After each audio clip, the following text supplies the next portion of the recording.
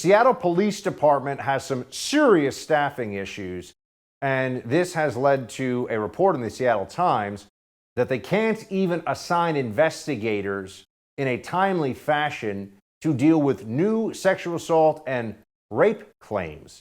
This is from a Seattle Police Department staffing issues memo that was published in part in the Seattle Times. In the memo, she said, meaning a senior member of the police department, was not able to assign adult sexual assault cases that came into her unit. Cases involving children and adult cases that had a suspect in custody. A fraction of adult sexual assaults reported to police were being prioritized. The unit just had too few detectives.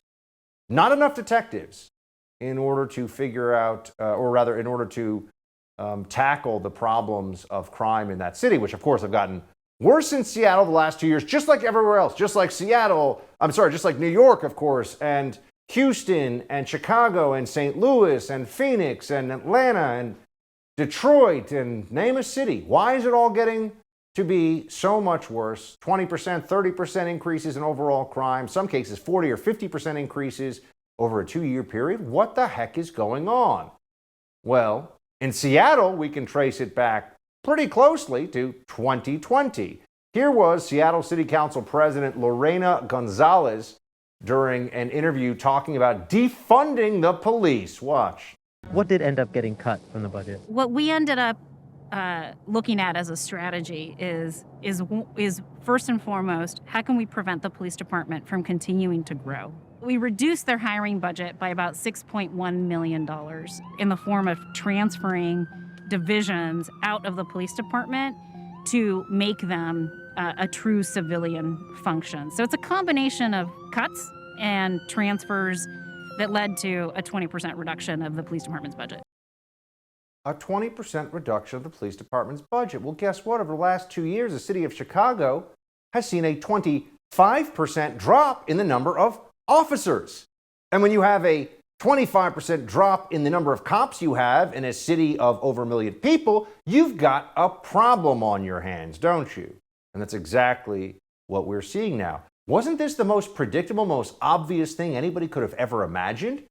You slash the number of police. We're not talking about changing police training or looking at whether they're using a banned chokehold or whatever the latest issue is. The moment we're talking about just saying, no, you're going to have 25%, 30% fewer cops total.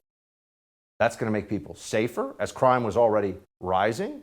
Does any intelligent person believe that? Well, here's a flashback. The City Council President Lorena Gonzalez of Seattle was asked, will defunding police harm public safety? Watch.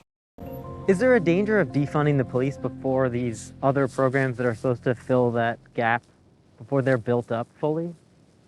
Is there a risk to public safety? I mean, the crime is going up in the city, right? It's important for us to remember that we are dealing with all of this amidst a global pandemic that has created mass historic levels of unemployment and has increased poverty for many people. And so I think that oftentimes results in an increase in crime because people are trying to survive. I want to be mindful of that, but I also want to be mindful of the fact that there are victims to serious crimes in our city. And as a city, we have a responsibility to make sure that if they are in crisis, they have a appropriate response to that crisis. Yeah, the pandemic was causing the rise in crime. The pandemic would be responsible. They said, no, not true. Data doesn't support it. Not the case. And in fact, as we've left the pandemic mostly in the rearview mirror, crime has continued to go up in cities all across the country.